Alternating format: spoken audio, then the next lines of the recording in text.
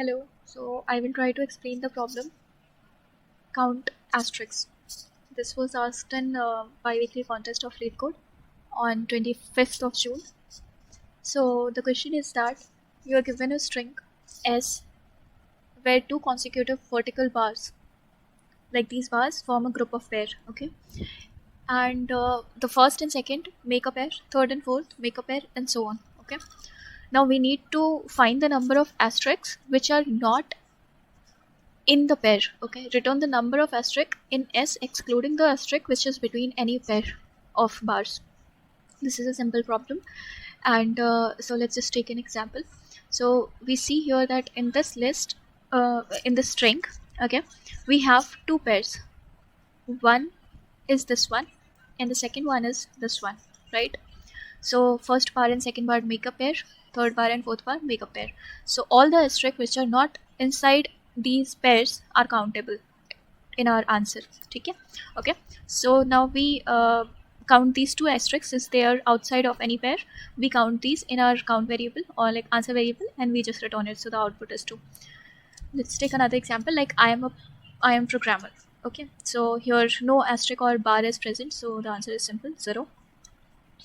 Now if there would have been a asterisk here without any bar, that would have been counted in the answer. Okay, now here third example, we take this example. So here we see that this is the first pair, second pair, and third pair, right? So all the asterisks which are not inside any of the pair are considered in our answer. So these two asterisks are outside of any pair, and these three asterisks are outside of any pair. We take these count and we in our count variable, and we just return it, so its output is 5.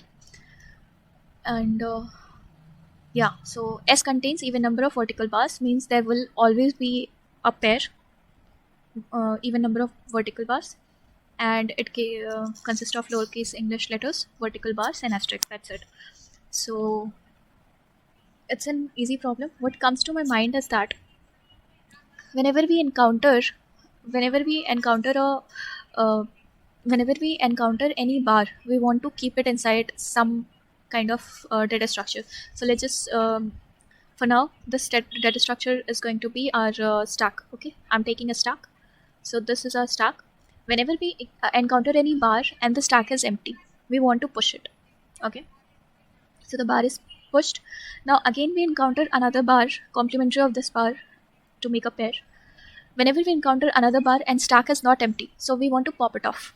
Okay, because we have found a pair and we want to pop it off, so our stack becomes empty again. Okay, now again these are the characters that need to be counted in our answer variable. So whenever the stack is empty, that means we are not inside any of the pair of bars, so these two asterisks would be counted.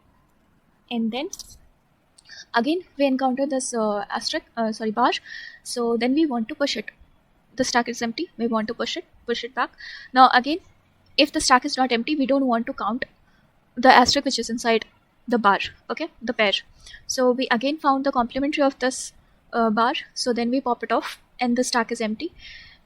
So now we got our answer in this case. So let's just try to run it on a bigger example. So we will take this third example here. Okay, this one. So first we come here. These are neither asterisk or not bars, so we leave it. First we encounter this bar. Now push it inside our stack, push it, and when the stack is not empty, don't do anything. Just keep on moving. Even if there was a asterisk here, we would have not counted it in our answer variable. Now move to the second bar. Now we see that our stack is not empty, so we want to pop it off. Whenever the stack is empty, it means that we are outside of any pair. Okay, now we are outside of any pair, stack is empty. Now we will count these two asterisks and keep it inside our count variable. Now again we find this bar. Okay, now the stack is empty, we want to push the first bar. Now we will skip all the characters between any two pair. Now third, again this bar comes and we see that the stack is not empty, we want to pop it off.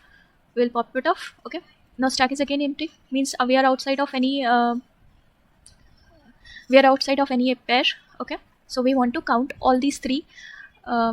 We want to count all these three asterisks in our count variable. Again, we come to this part. Again, we push it in. Now, again, these are all the character that we need to skip because they are going to be in our pair. Now, again, we find the complementary of this pair. We pop it off, and we go to the end, and we have our answer in the output, count variable. So we can just return it. This is a simple algorithm. Now, let's see the code. So this is the code that I've written.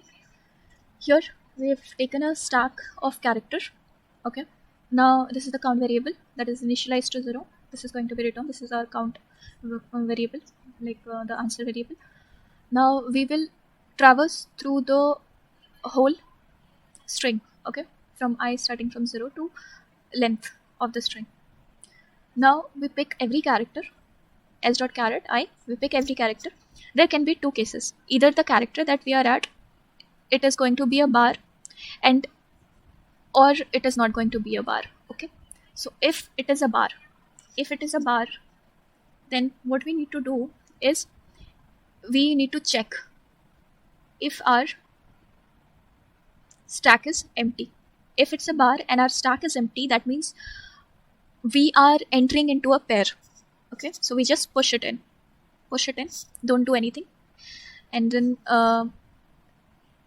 when we find the complementary of it, we will pop it off. Okay, so the idea is very simple. We are taking the stack to know that if we are inside a pair of bars or not. Whenever we find the first element of any pair of bars, we push it inside the stack, and whenever there is no we find the complementary of this pair, we pop it off, right? So whenever the stack is empty, we are outside of any pair, and we can count all the asterisk that lies outside of any pair in our count variable and return. That's it. This is a simple algorithm. Now let's try to run the code and submit and see if it works or not. Yeah, it's working. Try to submit it.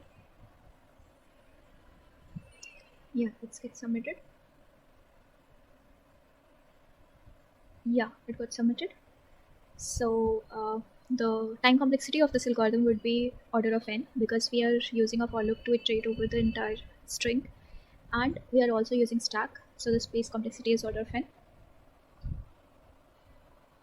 So that's it. Thank you so much for being patient.